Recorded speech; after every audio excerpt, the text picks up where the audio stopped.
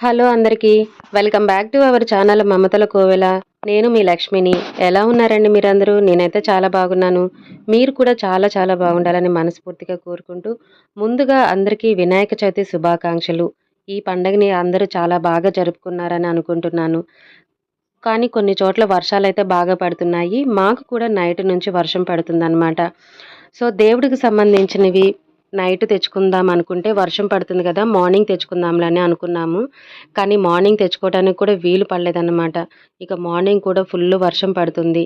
So, అలాగే ఆ వర్షంలోనే లేసి పాచివాకిలి ఉండకూడదని చెప్పి నేనైతే ఇక్కడ వాకిలైతే ఊడ్చేస్తున్నాను. చిన్న ముగ్గన్నా పెడదామని అనుకున్నాను. కానీ వాకిలి ఊడ్చేసిన తర్వాత మళ్ళీ ఫుల్‌గా వర్షం స్టార్ట్ అయిపోయిందనమాట. సో, నేను ఈలోపు స్నానం చేసి, గుమ్మం అయ్యి పూజించేసేసుకొని, గుమ్మం దగ్గరైతే చిన్న ముగ్గు వేసుకున్నాను. ఇక మామిడాకులైతే చెట్టు ఉంది గాబట్టి, బయట గేటు దగ్గర ఇంటి గుమ్మానికైతే పెట్టేసుకున్నాననమాట. బంతి పువ్వులు తీసుకోలేదు. ఎందుకంటే మార్కెట్‌కి ఎళ్ళే అవకాశం రాలేదు కదా! వర్షం పడుతుంది గదా! సో, అందుకని ఈసారి బంతి పువ్వులైతే గుమ్మానికి కట్టుకునే ఛాన్స్ రాలేదనమాట. సో, ఇప్పుడేంటంటే ఇక్కడ మా వారు మార్కెట్‌కి వెళ్ళి పూజకి సంబంధించినవి అంటే వినాయకుని విగ్రహం కానీ, ఇంకా స్వామివారికి సంబంధించినవి ఏవైనా తీసుకురావాలి అని అనుకున్నా కూడా వర్షం అయితే ఫుల్లుగా పడుతుంది. కంటిన్యూస్‌గా పడుతుందనమాట. అసలు ఎడతెరిపి లేని వర్షం ఏమాత్రం కూడా తగ్గటం లేదనమాట. సో, ఆయన బజార్‌కి వెళ్ళి పూజకి సంబంధించినవి తీసుకొచ్చేలోపు, ఈలోపు నేనైతే ఇంట్లో ప్రసాదాలైతే ప్రిపేర్ చేస్తున్నాననమాట. ఈరోజు నేను స్వామివారికి నైవేద్యంగా పెట్టుకున్నవి ఏంటంటే సేమియా పాయసం, ఇంకా పులిహోర, ఆహ్, తీపి కుడుములు, ఇంకా ఉండ్రాళ్ళైతే చేస్తున్నాననమాట. కొబ్బరేసి కొంచెం నెయ్యేసి చేస్తున్నాను. కుడుములు, ఉండ్రాళ్ళైతే చాలా బాగా ఉంటాయి.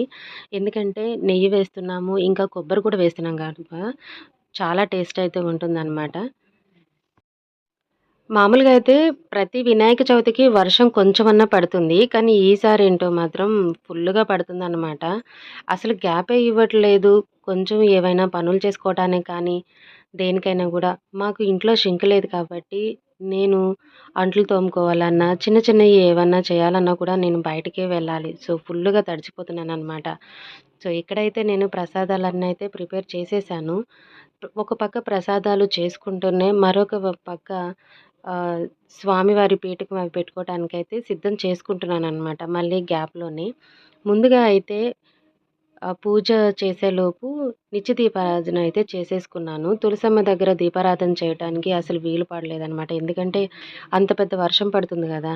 ఇంతకు ముందైతే మామిడి చెట్టు కింద ఉండేది కాబట్టి కొంచెం దీపారాధన చేసి దానిపైన ఏదన్నా గ్లాస్ లాంటిది పెట్టినా కూడా నీళ్లు పడకుండా ఉండేవి. కానీ ఇప్పుడేందంటే తులసమ్మని కొంచెం వెనకకు జరిపాము. అంతకుముందు కాకులు గూడు కట్టినయి. దానివల్ల అయితే తులసమ్మని వెనకకు జరపాల్సొచ్చిందనమాట. ఇక మా వారు వర్షం తగ్గేలాగా లేదని చెప్పి అదే వర్షంలోనే తడుచుకుంటూనే వెళ్లారనమాట. ఇక స్వామివారి విగ్రహం, ఇంకా ఫ్రూట్స్ అలాంటివి మొత్తం తీసుకొచ్చారు. ఆయన తీసుకొచ్చేలోపు నేను ఇంట్లో సిద్ధం చేసుకోవాల్సినవన్నీ చేసేసుకొని, ఆ తర్వాతయితే స్వామికి పూజ చేసుకున్నాను. ఈరోజైతే స్వామివారికి చాలా అయితే చాలా ప్రశాంతంగా పూజ చేసుకున్నాను. నాకున్నంతలో, నాకు ఓపిక ఉన్నంతలో మా బుజ్జ గణపయ్యకి నేను చేసుకున్న ఈ బుజ్జి పూజ అండి.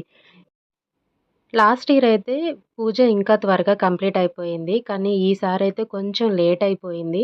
మా పూజ అదంతా మాత్రం చాలా ప్రశాంతంగా అయితే జరిగింది. పూజ అంతా అయిపోయిన తర్వాత కథ చదువుకొని అక్షింతలైతే అందరం తల మీద వేసుకున్నాను. నేను కథ చదివేటప్పుడు మా అమ్మాయి, మా అబ్బాయి, మా వారు కూడా కూర్చున్నారు. అక్షింతలు వేసుకున్నామనమాట. సో, పూజ చాలా అంటే చాలా ప్రశాంతంగా జరిగింది. పూజ అయిపోయిన తర్వాత అయితే ప్రసాదాలు తినేసాము. సో, ఇదేనండి ఈరోజు నా వీడియో. నా వీడియో మీకు నచ్చిందని అనుకుంటున్నాను. నా వీడియో కనుక మీకు నచ్చినట్లయితే ప్లీజ్ లైక్ చేయండి, షేర్ చేయండి. అలాగే మన ఛానల్‌ని ఇంతవరకు సబ్స్క్రైబ్ చేసుకోని వాళ్ళు ఎవరైనా ఉంటే ఇంకెందుకండి ఆలస్యం, ప్లీజ్ త్వరగా సబ్స్క్రైబ్ చేసుకోండి.